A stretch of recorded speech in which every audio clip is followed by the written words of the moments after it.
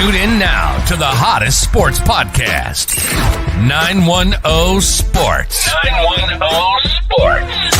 We discuss the latest topics in sports, interview the athletes from all over the country, known and unknown, while spotlighting the youth of today and tomorrow with host Icon E, Mr. Personality Jacob the Great, Crystal, a.k.a. Miss Wildfire, KB the Amazing, and Steve O, a.k.a. Mr. All Everything Georgia.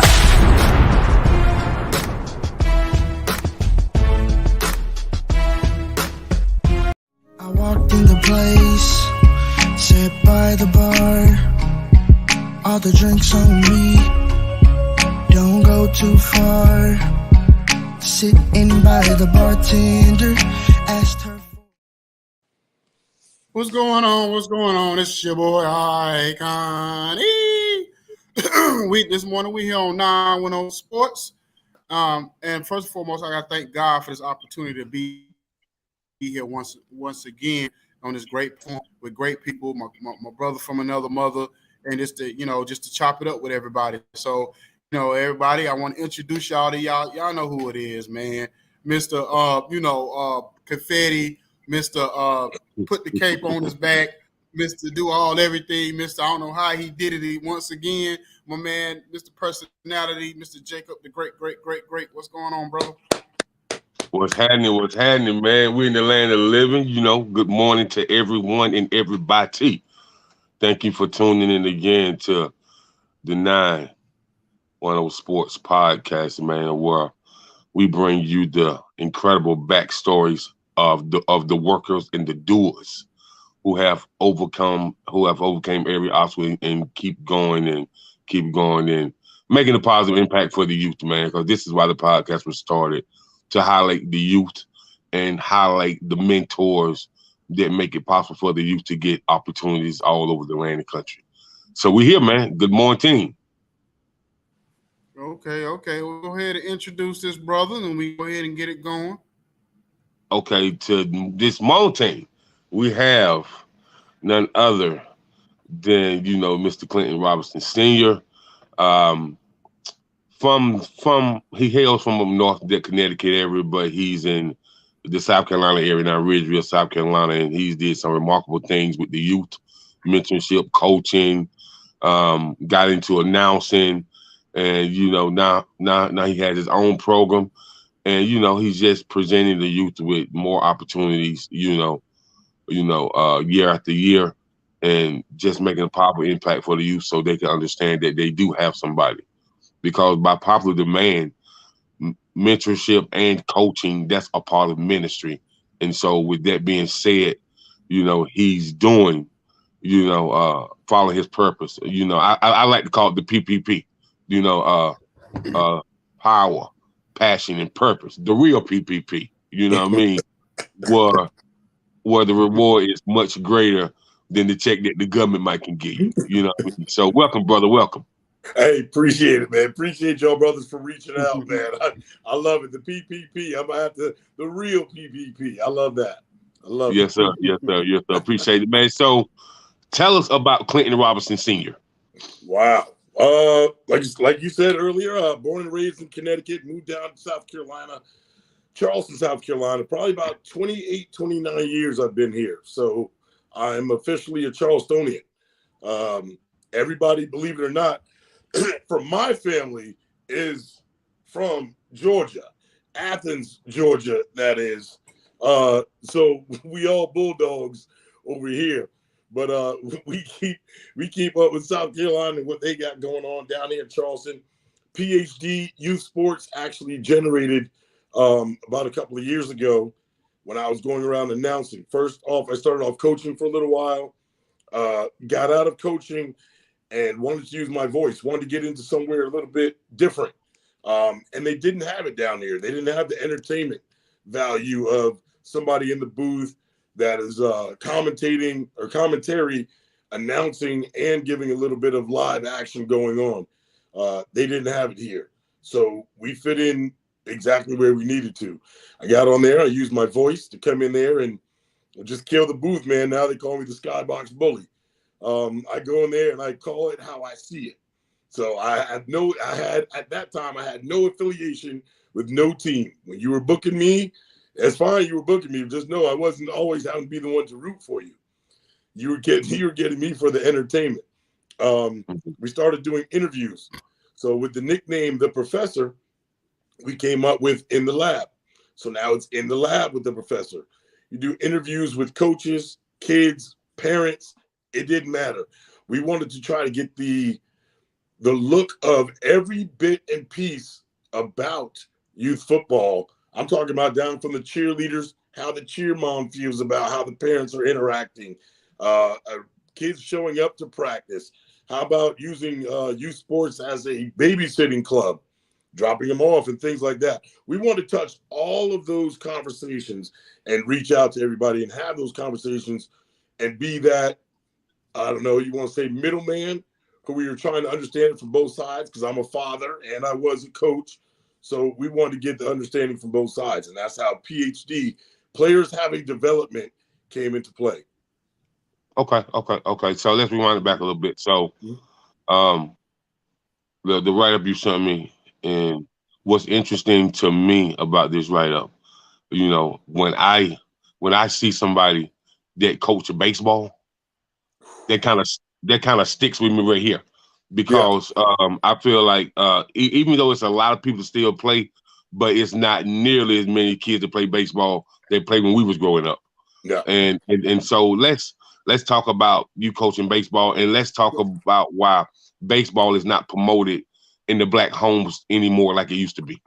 Well, it definitely is not promoted in the homes like it used to be. When I first moved to Charleston from Connecticut, of course, I started working, didn't know the area that well. And I said, listen, I wanted to do something that gave back to the community. Didn't necessarily have to be a paying gig or anything like that, but something in my heart told me I wanted to give back. I ended up flipping through the internet and looked and said, hey, well, here's an opportunity. It was a man looking for coaches in a not so well, it was the projects. It was right beside the projects. Let's keep it 100. It was right beside the projects. And I said, why not? Why not? It's people who look like me, people who think like me. Let's see if we can change it up a little bit. The team was called the Harleston Bows. Now, that is a funeral home down here in Charleston that was the sponsor for the team. No problem. We went in there and we did what we had to do. I played baseball growing up. I played every sport growing up. Whatever sport was playing or in season, that's exactly what we played. So I saw it no different when it came to baseball. I used to play third base. So I knew I had the skills and the know-how. So I decided to bring it to these young student athletes. And that's exactly what we did. This team went on undefeated first year that they've had somebody come in as a brand new coach. I am rough around the edges. I don't really sugarcoat. I don't have to cuss, and I don't have to jump up, down, and holler and all that. But my point will get across through street discipline. You don't have to listen to me, but you can listen to that wind while you're running them laps. And I'll see you when you get back. And we'll see how many times you want to keep repeating the same thing. I'm not going to get tired. You're going to get tired. We're going to keep running some laps. So it became fun. And when it became fun, it became something totally different. Those kids saw it in a different light. I wasn't from that area, so I didn't really know their day-to-day struggles of what they were going through, but I started learning. I started putting myself in their shoes. We started doing fundraisers, things like that. The head of the league at the time, he said, listen, you got to do what you have to do. Car washes, candy funds, anything like that to keep these kids involved. That's exactly what we did. And we had fun with it. We went on and took some of them to the All-Stars. The reason I think baseball isn't like that anymore is because, fortunately or unfortunately, it's not promoted on social media like that. They're going off of what they're seeing. When we talk about sports nowadays, and I include myself, we talk about sports nowadays, it's either basketball or football. Those are the two main things that everybody thinks that they have a chance of getting out or making it. And we're not promoting it. Yeah, I was talking to my partner Icon, the latter part of last year. I said that, as far as I was thinking about doing a baseball podcast because there's not too many people like us doing a baseball podcast. So and I'm still thinking of doing it, but I love baseball, man. I was telling somebody, to me, when it comes to All-Star, like the Pro Bowl, NBA All-Star weekend, my favorite All-Star has always been the home run derby. Always. Oh, yeah. Always, man. Always, man. So I love me some baseball. And you play baseball, right? Yes. Mm-hmm. So anything you want to say about how baseball has changed over the years? And before you say that, man, a lot of parents tell me that they can't afford a baseball. They can't afford the traveling ball AAU. They can't afford the hotels every weekend, man, because they travel now.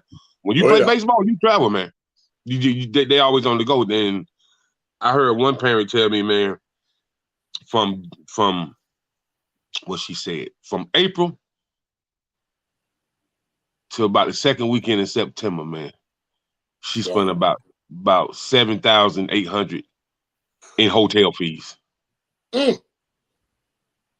So she was like, I just couldn't afford it. I told him he can do one. He can cause all her son did was play baseball. He didn't play football or basketball. So it was AAU in the summertime and it was traveling ball for the rest of the year. She told him that you can pick up basketball or football. You can still play baseball, but you got to pick whether it'll be AAU or traveling ball.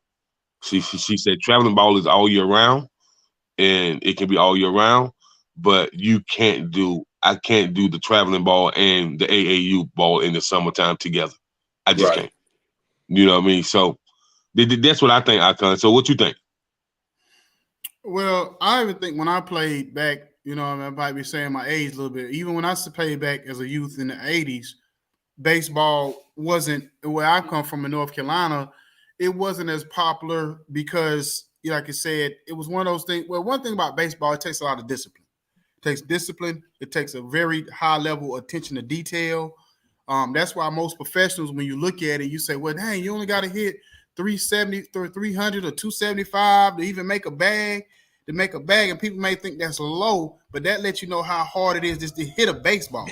You know what I'm saying, or whatever. And a lot of kids don't want to even put that time, that the work. You got to put a lot of work in to hit a baseball, just to hit the baseball. I ain't even talking about when you start going into the field and catching and doing all the other stuff.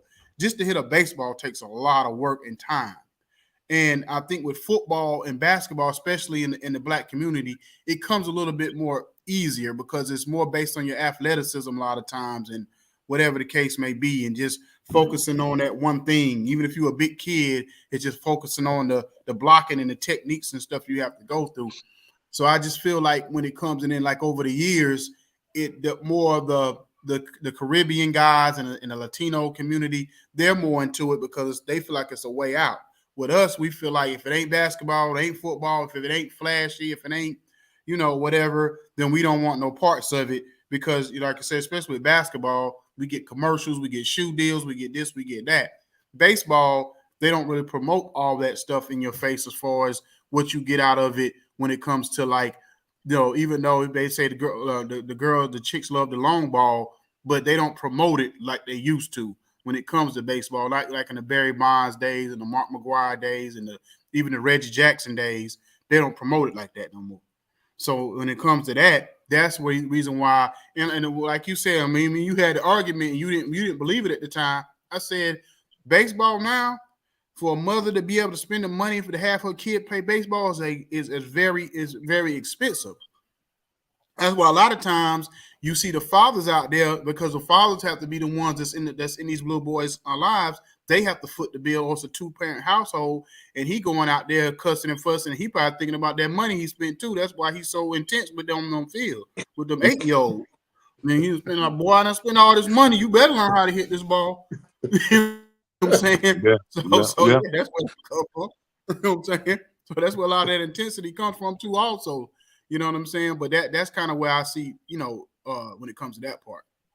I mean, but the part of South Carolina I grew up in, Saluda, South Carolina, man. It's like me and my buddies still get together to talk about it whenever we see each other. We was like, man, how is it so that every parent signed their kid up for baseball back in the day, no matter what, man? Yeah. Like then you had even people in the community, man. If your kid wanted to play baseball, she couldn't afford it. Somebody paid for it. Somebody bought the cleats in a uniform. They didn't want no kids left out. You know what I mean? But that's when you still had them older people in the community. They weren't having it. You was gonna get out there and do something, but we got to figure back then it wasn't about travel either. Now we're talking about that was kind of rec ball. That was rec ball. We didn't have to go all in the city. Yeah, we didn't have to go. You didn't have to go far out. You practiced at one field, and you would turn around and play at almost that same field every single weekend or every Saturday morning or whatever the case may have you. You would always practice at that one field. It wasn't about the travel.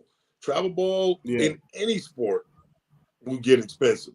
Baseball, yes. You do tournaments all weekend long. Football, you do tournaments all weekend long. Basketball, you do tournaments all weekend long. So either way you go, it's going to cost you one way or another. If it's a hotel, if it's a travel, it's going to cost you. We just got to figure out a way to market it to make it fun again. Because the one thing I used to love about baseball being fun like that is the fact that you get out there. It could say all day tournament. You get out there and they have the grill out there, and you get the hot dogs and the popcorn, the fries, and the drinks and everything like that. And baseball was probably the first sport that I actually seen somebody in the booth commentating. You know what I'm saying? And and I remember, we would have, like, we wasn't playing. We was able to go up there with the commentator sometime and sit up there with him. You know what I'm saying? And just watch what he was doing. So little things like that kids miss out on.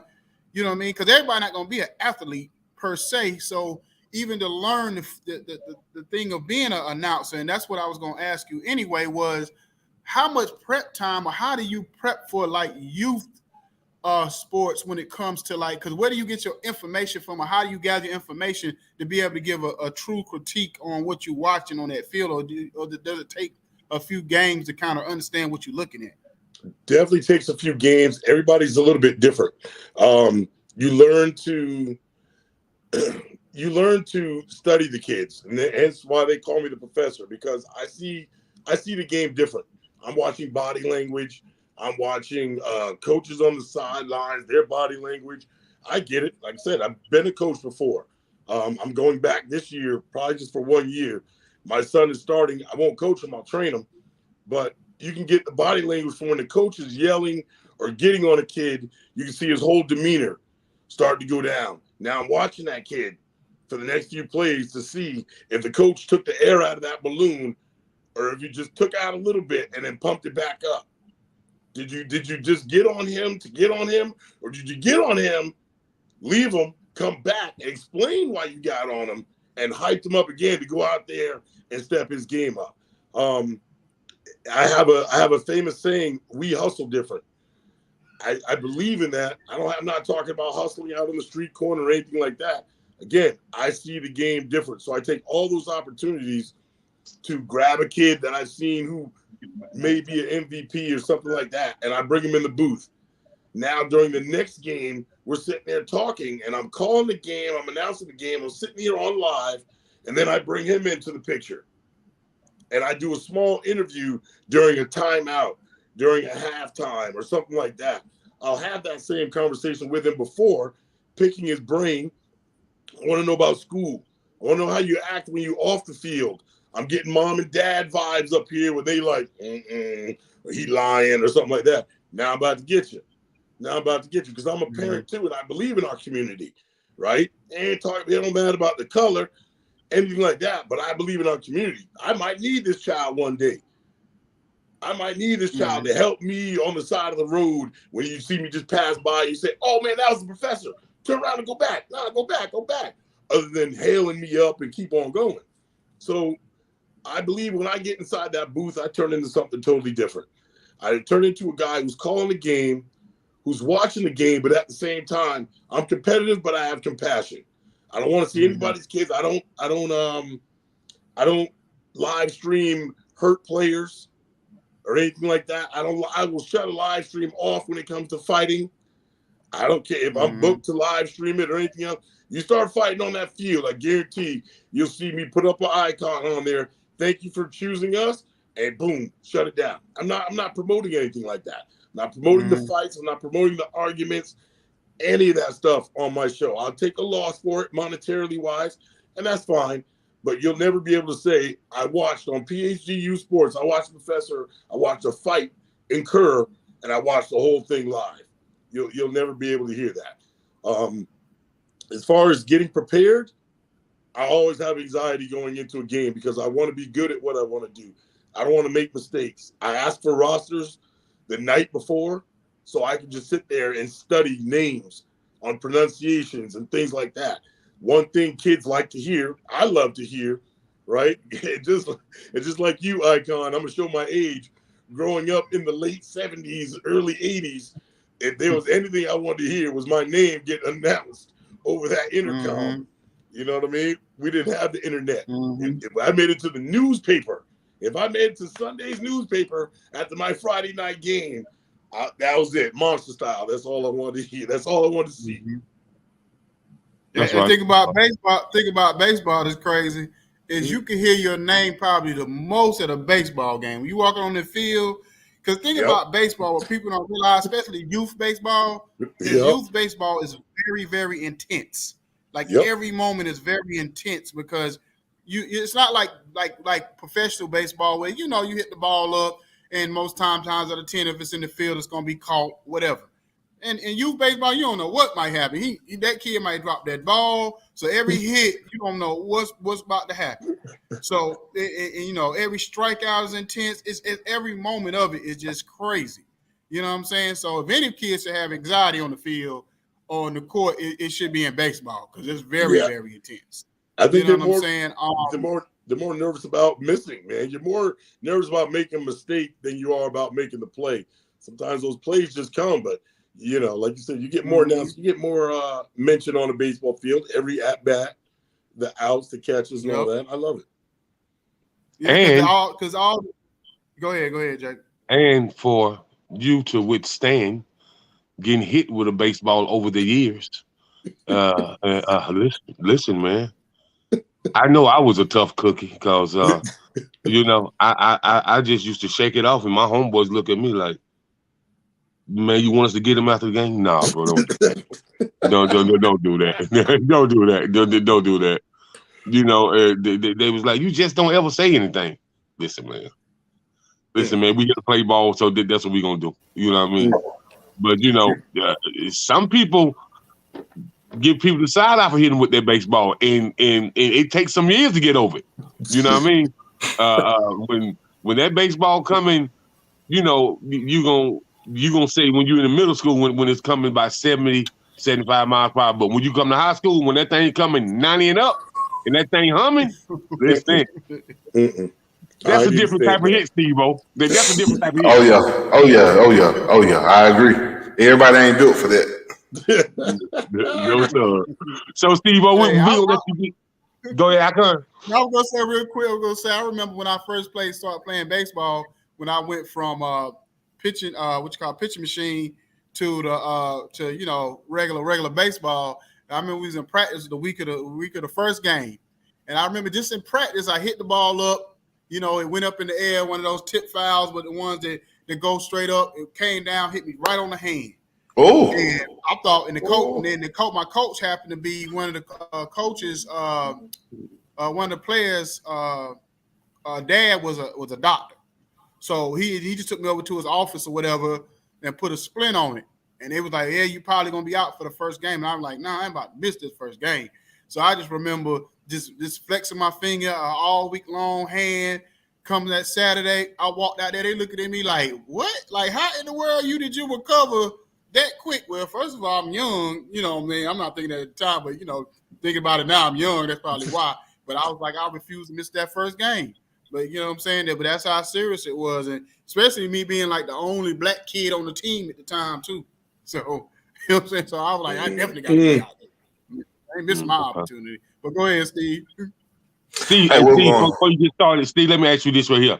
Like I asked Icon and I asked the professor. When it comes to baseball, from the time that you were playing, why do you think that it's not promoted in the black household as it once was? Why do I think it's not promoted? I don't say it's not promoted because I'm in Stone Mountain, Georgia. I'm in Atlanta, Georgia. A lot of the kids that I interact with and see, they are people of color and they're playing. But like you said, they don't have the opportunity to get the travel ball. They're not playing year round. They only either going to play rec ball or they're either going to play in school. So they don't have the travel ball because of it costs $7,000 to hotel costs for a weekend for a year. So I think we've been priced out of certain situations. And then too, here in Atlanta, when you ride by a baseball field, it don't look appealing. It don't look like it's ready for kids to just go play on.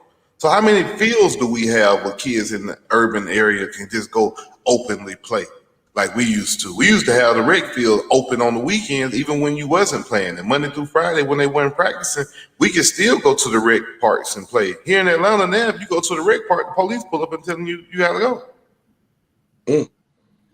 So it's just access. I think it's access. Access is the biggest thing. And like you said, our community, look at baseball. I watch baseball. I'm a Acuna fan. That's probably the most hated player in baseball right now because he on the Ken Griffey with the hat sideways. He got the dreads going. He got the tattoo, and they beaming him every other game. They throwing a beam at him every other game because they don't like what he represents. Before you go to Steve, that's another thing that you do. I'm glad you said that. Another thing about baseball is being in such an old-fashioned game, they don't like personality in baseball. Nope. So when kids see that and say, if I can't be myself, why should I play a sport where I can't be myself? I'm going to be crucified for being myself. So that's another reason why, too. Yep. Remember how they did Ken Griffey with that hat being backwards during that home run derby? Oh, man, they killed Ken Griffey. They were killing him. Same thing nowadays, man. Kids don't want to be scrutinized because they're being themselves. And the game of baseball is so uniform. It's so, like you said, it's so boring to actually watch. But playing it, oh, man, that was my first love. I love baseball. Then I wrestled in high school. I love that too. But baseball, man, give me a bat and a ball. Now, Steve-O, I ain't going to say it's boring to watch. This is what I'm going to say. It's boring to watch to people because people have attention deficit and low attention span. I agree, but I'm not. I ain't gonna just put it all on people because when I sit down now, again, I'm a fan of the game, so I don't care. But if I watch you adjust your gloves after every damn pitch, I watch you got to get a new ball and rub it after every pitch. Yeah, that kind of speed. They don't speed the game up. You know what I mean? People get tired of adjusting their gloves. You taking 10 swings and you adjusting your gloves 10 times. Come on, man. We get tired of watching that, Jacob. Come on, speed. And they were supposed to get rid of that, wasn't it? What they were supposed to ban that at one time? They put a clock on it, but again, the old heads and umpires, we don't care about this clock. You know what I mean? They're not putting a time limit on baseball in the old days, so it's going to be hard for them to adapt that nowadays. They be ignoring. You see the little clock on the screen. When you throw the ball back to the pitcher, that pitcher has 10 seconds to get ready. They don't care nothing about that. So I'm going to tell you why I love baseball and why I promote baseball. I got some buddies, like in my hometown, we used to play in softball leagues in the summer. So I got some buddies that I used to play in softball leagues with back in the day. But these guys was good at baseball. And so I seen some of them play 1A, AA, and AAA professionally. They never made it to the major, but they made a living professionally. You know what I mean? Because you got to think, when you in AA and you making a consistent $275,000 a year, and you did that for 10 years, you done got a nice bag. You know what I mean? Right. So what I like about baseball, even if you don't make the majors, you can still make a decent living in doing what you love to do. You know what I mean? And so I like how baseball players leave that AAA, and then they instantly can become a college coach, because they played that AA or that AAA for so long. I feel like they look out for their players a lot more, because it's America's oldest sport. So, once you got that baseball stigma on you, and he played here, he played there, he didn't make the majors, but he did this, look at his track record in college and high school and whatnot.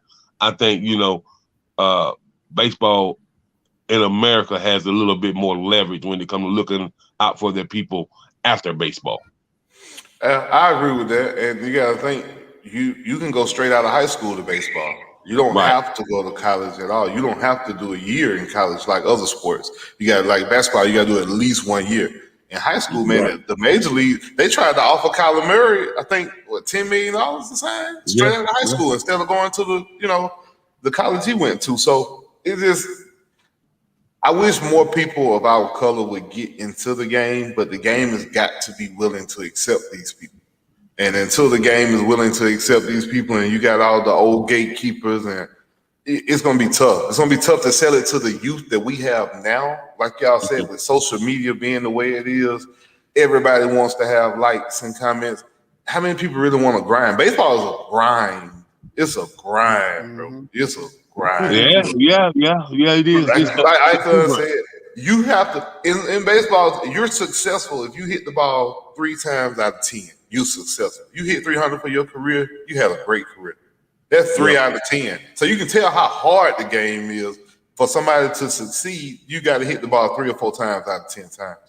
Now, do you think that might be why people, I don't say aren't interested or aren't as interested in the game, because there's not that much action. It's not always something happening. Football, there's a play. It's a play every single time. Basketball is something every single time. You're going to have to make a shot. In baseball, let's be honest, it gets to the point where sometimes you probably could get up, walk away, come back, and it's, 3 and out. Let's go. And Hey, listen. That may be a reason. That's kind of, I say turn me away, but I'm like, oh, wait, nothing going to happen? Listen, I take a nap. I always laugh. My wife laugh at me because I watch a full baseball game. She know from the 4th inning to the 7th inning, I'm probably taking a nap. So, I wake up to get the end of the game. I see it start, then I wake up. I let them go through the first lineup for the first time. After that second time, I probably ain't gonna make it, but I'll catch the end of it because I woke back up. But I'm just being real. But I watch for different stuff. I'm looking at pitch breaks. I'm looking at the runner, how much of a lead he got off first. I'm looking at different things throughout the game. I'm not just watching it for the home runs. But right.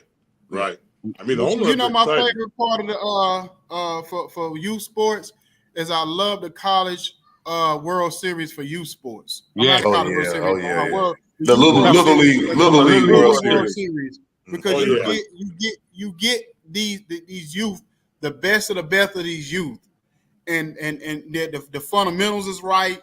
The way they approach the game they approach the game the right way. So you get the best of the best. So, Coach, I want to ask you that question.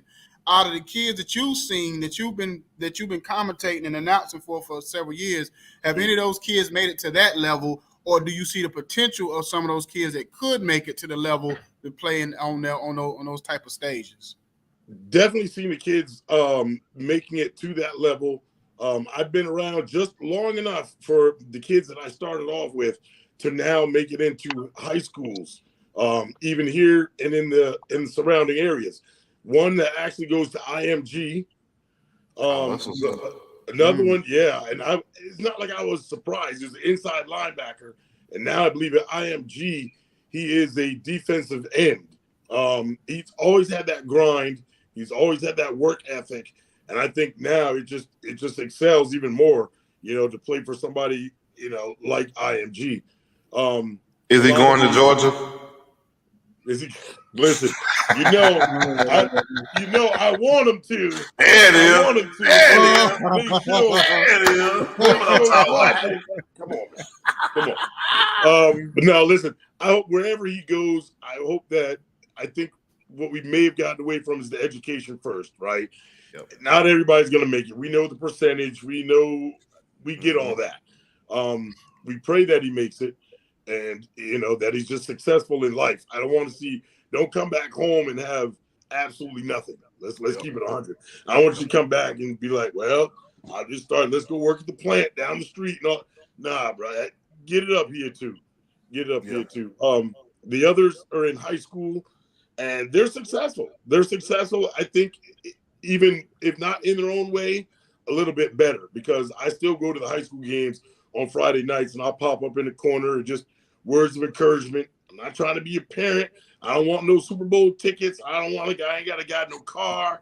I don't have to have any of that. I just know my blessings will come somewhere further down the line. If that's the case, I just want to still be a mentor for you and somebody that you can always come shoot the stuff with and be real with. So you get hired to do all the sports then?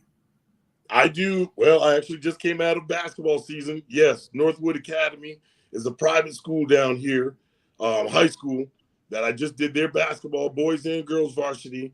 When it comes to football, I did work for Fort Dorchester High School for a little bit during COVID. Wow.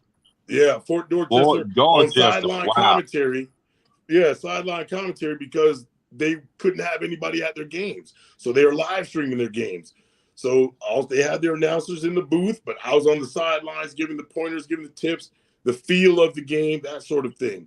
My major thing is, it's called SCIFA. It's under UIFL. I'm locked into the SEC division, right? Just so happen to be SEC division here in South Carolina, right? That every high school down here has a youth team underneath them. It's not a feeder, because as a feeder, you can't go play for. I can't live in one town and go play for another town. You can't do that, right? Well, parents run youth football. Let's be honest. Parents run youth football. If you want to make that travel, because I like Coach Steve, so instead of me coming 5 minutes down the street, I know how Coach Steve does. I'm going to take that 30, 45-minute drive to practice every day, and to heck with it. You ain't paying my gas. I pay the registration fee. They'll do those type of things, which is fine, because eventually when it comes down to it, where you live, you still going to have to play for that school. So play now or play later, it doesn't matter. But I am locked in, and I do all game of the weeks for them. Those are live streamed on my YouTube channel and on their channel. Mm-hmm. So we are locked in. We try to summertime. We do the summer showcases. We're getting ready to go to Baton Rouge, Louisiana, with Battleground. My man Curtis Reese. I don't know if you guys ever heard of Curtis Reese. He's down there in Georgia. Yep, my man Curtis Reese does Battleground. I'm locked in with him. We'll be going to Baton Rouge. This will be year number 3 going out there. So it's always fun doing the interviews. I like getting more of the parents involved now on the interviews. I want to know your aspect, your take on it. Is it too expensive for you? Is it, and that gives the host content to say, well, am I a little too pricey? Do they think it's about the money? Is it too far for them to come? Where are they coming from? Those type of things will take precedence. So, we try to do those interviews. Sometimes the stuff that people don't want to talk about. Where's the money going? The 501c3 is a public information. 501c3s are public information. You can go to your director, your organization, and say, I want to see where the money's going. I need a breakdown of where the money is going. If your director or organizer or your organization was forthcoming, they don't have all these conversations on day one when we sit down and we have our meeting and you're trying to join into the family. They would have all that right from the jump start. So we locked in. We locked in here in Charleston, in South Carolina, period. We just can't travel as much because I'm here every week and these boys ain't going to try to let me go. Okay. Let me ask you something. I'm going to let you have it, Jacob. Do y'all look to expand, to have other commentators in other cities, other states to kind of join what you're doing to help with your leagues or whatever, with your organization, what you got going on? I would always love to do that. Now, me personally, the monetary part, yes, I have to pay for gas and all other stuff. So I do get paid to do these things. When it comes to other states, I follow a lot of other pages, and I would love to get people to share on PhD Youth Sports page, or I can follow them and share on their page what we got going on. Because believe it or not, we all have the same issues. We all have portals that we're going through, transfers or daddy ball and all that stuff going on. But how are you fixing the problem? How are you talking about it? Who are you talking to?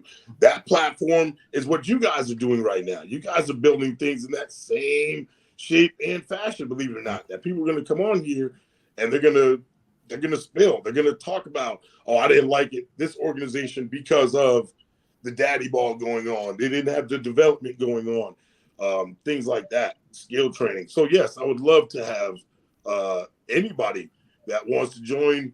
If you want to become part of PhD Youth Sports and be somewhere else, we have that somewhat established. I have no problem with that. Even if you just want to share the information and share the game. You want to go live stream and you want to tag PhD Youth Sports, it'll turn around and pop up over here. I have no problem with that. I do it all the time. Partner out of Mississippi throws the Mississippi Bowl every year just for Mississippi. I sit there and watch that tournament from Saturday morning until Sunday evening and literally watch his lives all day long, commenting on plays and all kind of stuff because it's entertaining. The way he does it is entertaining. He brings the actual drill that you got in your toolbox, and he'll come and talk about, you just got drilled. You got a baby doll with the head all pushed in. Talking about you just got your head bust and all. It's just straight entertainment, man. You can make it fun. You can make it fun to keep it low. So Professor, let's talk about your organization, PhD Youth Sports. Yep. This is a 501c13, correct? I don't have to be because I'm just I want to say it's nonprofit, but because I'm a sole proprietor, I don't have to do a 501c3. Okay. So with the organization, what are some different programs that you have set in place for parents and for the youth? Well, for the youth, I think we're stepping into we're going into cheerleading competitions and trying to get something of that going on. Not so much on the major the national brand, but just right here locally. Nobody gives no love or shine to the cheerleaders. They do their thing when they do their battles back and forth. Last year, I watched a team go over and approach another team on their sidelines like, yo, let's have one out. And they did it, and I was amazed during the halftime. And it was crazy. I've linked with another group called Life Beyond Sports. When it comes to parents, that'd be a good one. My show is geared around the youth, but more so educational for the parents. We haven't, be honest with you, I gave them thought on educating them on what's going on and what to do and to do your due diligence, right? Studying what to look for. I haven't really looked for a parenting per se show or more like, what they can do inside their home. I've always felt, go ahead. Well, what I meant by parenting, I know it's a lot of resources for parents that have kids, whether they play volleyball, softball, basketball, football, baseball, whether they play golf, whether they run track and field. It's a lot of training camps during the summer for all those sports. And then parents need to be educated once their kids hit high school. I think they need to be educated on the NCAA rules and regulations. They need to be educated. If you have a kid that's a freshman in college, they also need to be educated on the portal and how it works. Educated on what the grade point average should be. Of course, correct. Every parent wants their kids to make A's and B's, but a lot of schools, whether they're JUCO, whether they're Division I, Division II, Division III, a lot of schools only require you to have a 2.3 grade average. And so, and that's something that a lot of parents don't know. So it's a lot of education that go into the student athletes that parents have no idea about that they should know. And I think that definitely can be a vocal part of your program. Definitely. And now, to be honest with you, I almost start to wean out of it once it gets out of youth football because I'm watching and I see everything is political. Unfortunately, it's even in the youth football all the way up. So when you start getting into high school and all that other stuff, I'd rather just watch the game and support the kid. That's why there's gentlemen like you three right now and your whole entire staff that I promote. Hey, you want to know this type of stuff? Go watch this show over here. And I just stay out of it just for that simple reason. I've had people come ask me what I think about this school and that school. I can give my opinion and I can teach kids and or parents and let them know what to look for. But then it starts turning into something a little bit different. It starts turning into almost like I'm recruiting or I'm trying to do this. I just want it for the love of the game and for those kids. Now, for those kids, educational wise, if you watch some of the older interviews, I always ask, what's your favorite subject? All right. What do you want to be? If sports does not work out, what do you want to be when you grow up? Let's say it doesn't work out. You don't become that 5-star athlete and get number 1 or number 2 or first round, second round, third round, fourth round on the draft. What do you want to be? I try to put something else in their mind. The collegiate part and going into high school, get you prepared for interviews and anything like that. As far as that, the parent wise, I leave that alone. I'll leave that up to you guys, the professionals, to take on a bigger bite of that because it just I'm telling you, man. You gotta leave that alone. I can understand. I gotta leave it alone. Hey, man, them parents something else. I did my first little stint of coaching this year, and listen, them parents something else, man. They serious now. They don't realize that, believe it or not, coming and having a conversation or ranting and raving over the internet will get you hemmed up. You hemmed up. You got parents in the stands that'll sit there. I guarantee you, one of these days I'll go and I'll live stream a high school game and I'll sit in the stands of the home team, and you'll be able to hear everything on around me. You're talking about people. You talk about people's kids. You talk about how the coaches ain't doing. But you're not going down there. You're not signing up to become coach. You're not staying after school or training your child, like you say, during the off season, which really there is no off season if you're trying to get to that level. You should always find something to do, even if it's another sport. It's ugly, and there's a lot more ugly in youth sports. If I really want to go down and dive into it, you'd be like, man, I'm not doing none of that. No.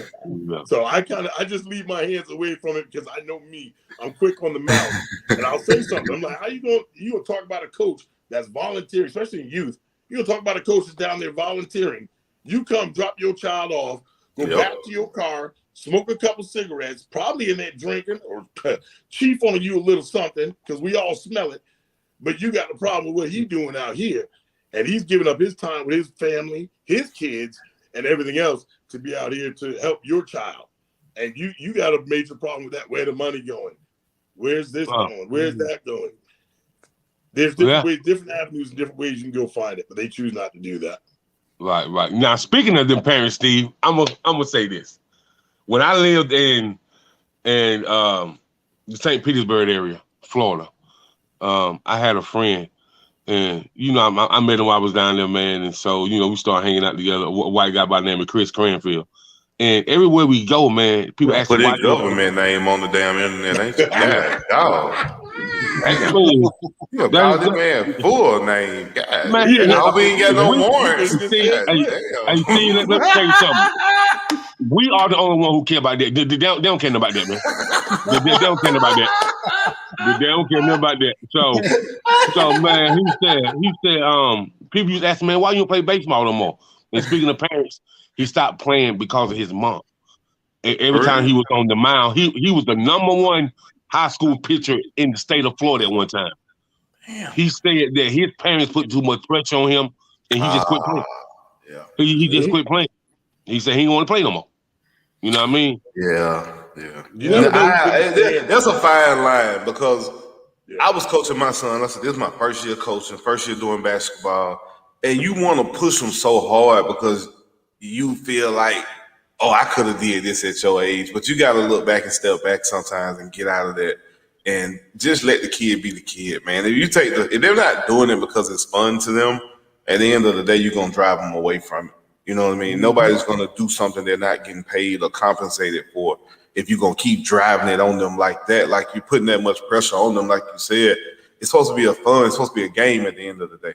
You know what I mean? And I understand he's number one. Baseball, you have to love it. Baseball's not a sport. Oh, yeah, it's a grind. It's a grind. No, it's a grind. Because this being in the dugout, it's nasty in the dugout. You with a bunch of dudes. It's hot. You play it in the summertime. It ain't like you like basketball. At least you're on the court and everybody's seeing you and they looking at you. And football, you got on the nice uniforms, you running out there and the girls yelling. Baseball is like most times it's a bunch of old dudes out there watching you, and you know what I'm saying. And then you in the it's just it ain't. Is you in the dirt? You literally in the dirt. The dirtier your jersey, the better you play. So you know. Baseball is not Hollywood like football and basketball. Football and basketball is Hollywood, man. They're Hollywood. But that's why the sport is where it is, in my opinion. Because we've taken the fun out of it. You don't see the fun in on TV. You know what I mean? You don't want to be like people want to be like Ken Griffey Jr. You can't name a player right now you want to be like. You don't have that appeal to it. There's no player that appeals to the league like that. Yeah, but I hate to cut it, man. We run right out of time, but I just want to just thank the professor for coming on here today. You our first announcer that's been on our platform. So just to get your perspective and your insight on the game, especially on the youth level, is very important to everybody to see that there's other ways you can go about being part of the game and not just being on the field, that you can impact the sport, from your level too. So I just want to thank you. Just tell everybody where they can follow you, where they can pick up what you're doing, before we get out of here. There you go. It's PhD Youth Sports on Facebook and on YouTube. It's In the Lab with the Professor, man. Make sure you like, share, and follow. Don't forget to hit that subscribe button. And make sure you follow these gentlemen right here, ladies and gentlemen. One heck of a group. You guys now got to come on to my show, and we'll have some more fun with it. Oh, yes, definitely. Yes, just let us know when. Yep, anytime. All I got to say is this right here before we get out of here. One time for the Professor. Y'all get this. I appreciate y'all, brothers, man. Keep doing your thing, man. All right, man. Y'all have a blessed day, man. We up out of here. Peace. I walked in the place, sat by the bar, all the drinks on me, don't go too far, sitting by the bar.